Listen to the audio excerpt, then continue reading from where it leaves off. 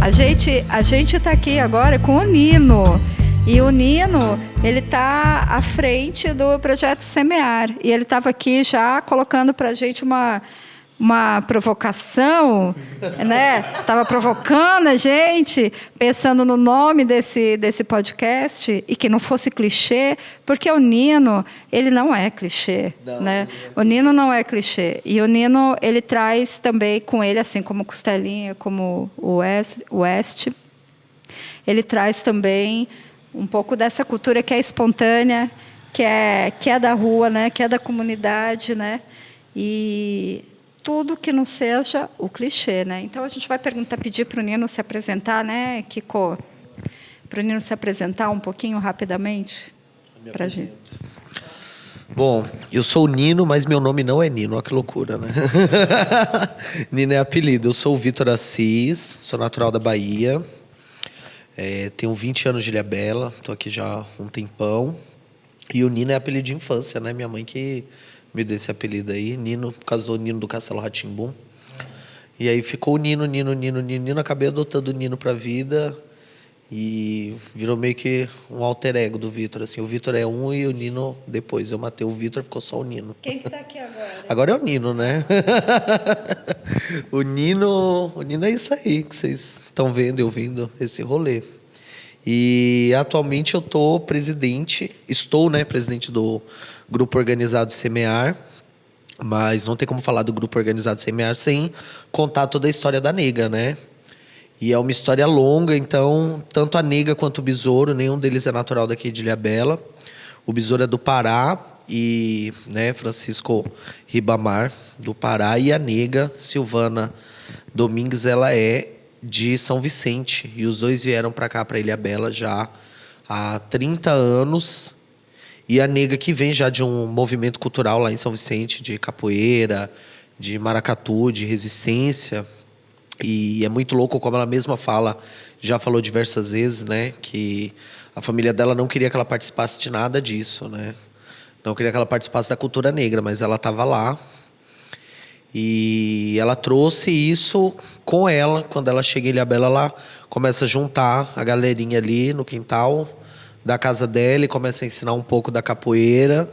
E a coisa foi crescendo, até que o mestre Besouro ganha de uma doação esse terreno, né, de um querido amigo dele, doou esse terreno aqui na rua Jacaraci, que é onde hoje é a sede do Projeto Semear, e que é um projeto 100% voluntário, 100% preto, autônomo. E quando eu falo 100% preto, não é que não tenham pessoas brancas envolvidas, mas é porque ele é majoritariamente preto, ele é feito pela molecada da comunidade, pelos pais da comunidade, pela galera da comunidade. Então, eu acho que, assim, de quilombo urbano, o que nós temos aqui, um dos polos é o Bar do Coche, né, na subida do morro, e o outro, sem sombra de dúvidas, assim, é o Projeto Semear, né? É o nosso quilombo urbano de resistência, onde a molecada se sente em casa, onde eles têm acolhimento, que muitas vezes falta da família, falta da sociedade, falta da escola. É onde eles vão ter o espaço de lazer, é a segunda casa deles, como eles mesmos dizem sempre. E é o espaço onde eles podem expressar 100% a africanidade deles, assim. Então, tudo no Semear gira em torno da cultura negra. Não só da cultura negra, mas quase 90% em cima da cultura negra, né? É a capoeira, é o maracatu, é o maculelê, é o samba de roda. Hoje a gente tem outras atividades rolando lá, mas tudo acaba girando em torno disso, assim, né? Da resistência negra e dessa cultura negra como nosso sistema imunológico, né? O que eu sempre falo. Essa frase não é minha, é da doutora Marimba Anne, mas ela diz: sua cultura é seu sistema imunológico.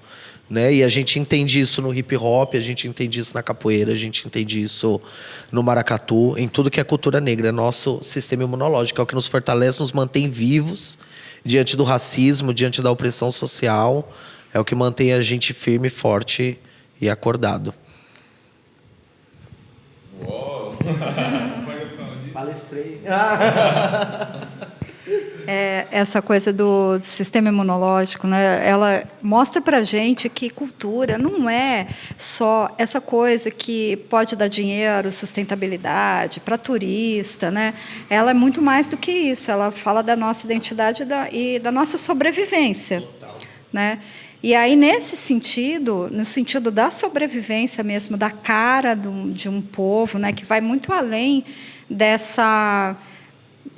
sustentabilidade no sentido de você ganhar dinheiro com a cultura, mas de você ganhar energia, vida, né, de ganhar vivacidade com a cultura. Qual que você acha que é o papel do poder público na cultura? E como é que você vê esse cenário aqui na Ilhabela, nesse cenário cultural de Ilhabela? Uau, que pergunta. Bom, o papel fundamental do poder público, assim, deveria ser estar dando todo o suporte e apoio necessário para qualquer tipo de cultura, seja ela cultura afro, cultura popular, cultura periférica. E a gente sabe que o poder público ele tem uma questão elitizada com a cultura, né? O poder público considera aquilo cultura que é rentável para eles mesmos, né? Então é cultura para eles o que realmente agrada aos olhos da burguesia, o que agrada aos olhos da branquitude, e todo o resto perante o poder público é subcultura, né? É lógico que a gente não pode totalmente generalizar, né? A gente falando agora... Pode falar de eleição? Pode falar do que quiser, pode falar de eleição. Então eu vou falar, né? A gente sabe que com os últimos anos do governo do PT, goste quem gostar ou não, foram os anos de governo em que a gente teve mais incentivo à cultura. E a cultura plural, né? Não só a cultura elitizada. Porém, mesmo assim, aqui em Ilhabela, a gente ainda vê o quanto a cultura é elitizada. Eu sempre falo que Ilhabela vive um apartheid racial e social velado, né? Então, por exemplo, você vê que o tipo de cultura mais cara é colocado na vila, para um público específico, né? Semana de Vela, Festival do Camarão e tudo mais. E aí vocês falaram sobre isso também? Tem que falar, né, gente? Tem que jogar na cara da branquitude, né? Então, se você é branco, frequenta esses ambientes e se sente bem-vindo lá, parabéns, você é privilegiado, né? Porque nós, pessoas negras de periferia, ou mesmo as pessoas que não são negras, mas que são de periferias, a gente chega lá e gera um certo desconforto, porque parece que aquilo realmente não é pra gente. E aí, um dia, no Facebook, eu escrevi justamente um texto falando sobre isso, sobre o festival de jazz. Falei, gente, o jazz é preto. E eu chego lá no festival de jazz de Ilhabela e eu não me sinto em casa. É um mar de branquitude, de gente arrotando toda a sua soberba, o seu poder, que eu falo, o que é isso aqui? Sou eu que estou no lugar errado? Não, são os caras. Eles que não entenderam, né? Eles comercializaram o jazz, embranqueceram o jazz, assim como fizeram com o blues, né? E com diversas outras culturas negras, e aí você se sente desconfortável dentro da sua própria cultura. Isso é uma loucura. Então eu vejo que aqui em Ilhabela, especificamente, não vou citar outros lugares, que, por exemplo, se você vai para São Paulo, você tem uma virada cultural que traz todo tipo de artistas. Mas aqui em Ilhabela você tem especificamente, assim, a cultura elitizada fica na vila, a cultura periférica, ou a cultura pro povão, né? O showzão fica no Galera. Tudo bem que agora o Galera gourmetizou, né? Tá meio gourmetizado. Assim, você não pisa mais em barro quando vai lá, que é muito bom, né? Manter o tênis branquinho. Mas, mesmo assim, você sabe que é um bairro de maioria pobre, que a galera de uma classe social e de uma determinada cor vai lá assistir aquele show e que dificilmente vai haver essa troca. E aí tem um rolê que esse ano, a Semana da Consciência Negra, os shows vão ser na Vila. E a gente tinha dado sugestões para a prefeitura de shows que a gente gostaria, nenhum deles foi aprovado, né? Porque imagina que a prefeitura vai colocar Baco, Exu do blues para tocar na vila, né? Vamos chamar uma Sandra de Sá, Os Meus Olhos Coloridos, aquela coisa integracionista, um Tony Garrido. Ou seja, até para exaltar a cultura negra, tem que trazer uma cultura negra que agrade aos olhos brancos e da elite. Isso é Ilhabela. A gente vive um apartheid racial, pode falar palavrão? Fudido é a palavra, um apartheid racial fudido.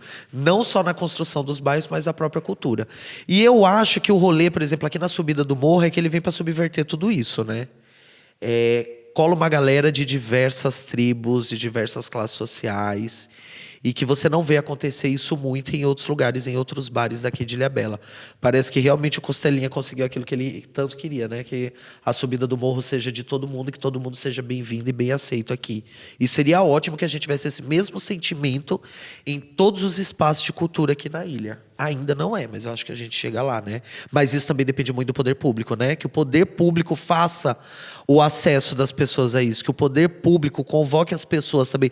Vamos colocar no Galera um show da Orquestra Sinfônica, sei lá qual. Vamos colocar um festival de dança no Galera, né? Vamos levar um festival de hip hop para a Vila. Vamos misturar esse rolê aí. Vamos inverter esses papéis, né? Se há o interesse.